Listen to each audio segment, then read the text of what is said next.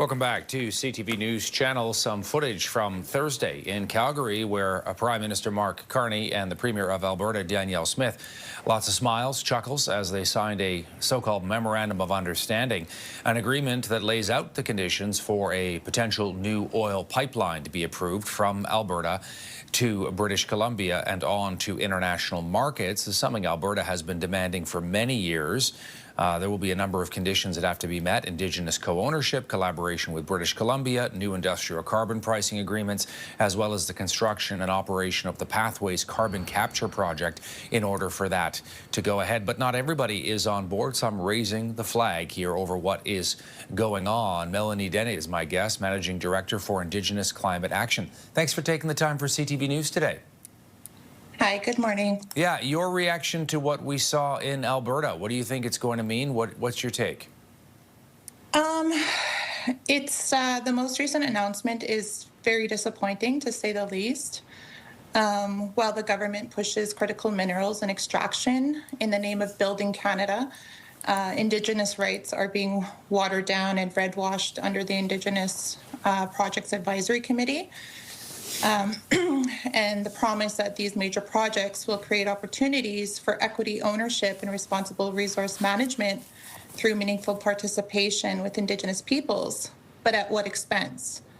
Like this previous summer, we had witnessed over 7 million hectares of land burned due to the devastating and increasingly frequent wildfires that have been ongoing. Fires that have displaced many people, mainly northern, remote Indigenous communities, forcing them from their homes and their lands.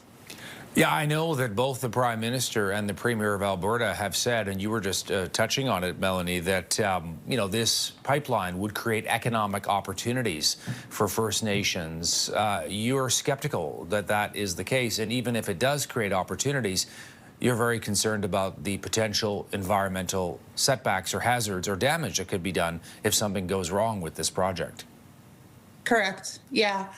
I come from a northern community. I'm a member of Miksukri First Nation, so I've seen firsthand how resource extraction, and the promises of economics, sustainability, jobs, all of these things, that are promised to communities, but it always feels that the communities are always the ones that feel the direct impacts from the environmental, not just the environmental, but I think even like when it comes to our water systems, the air that we breathe.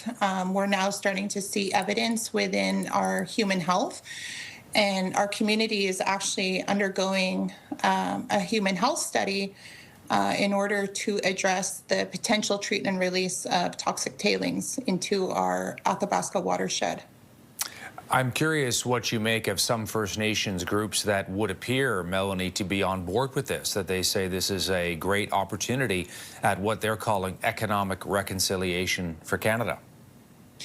Yeah, well, it kind of reminds me of the book titled Red Skin, White Mask by Glenn Coulthard.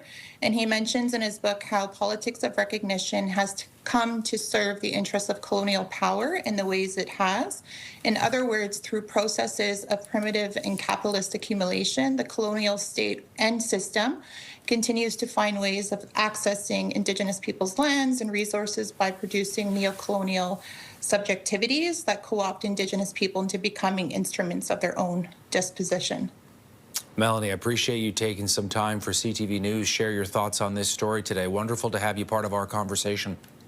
Thank you. Melanie Dene, Managing Director, Indigenous Climate Action.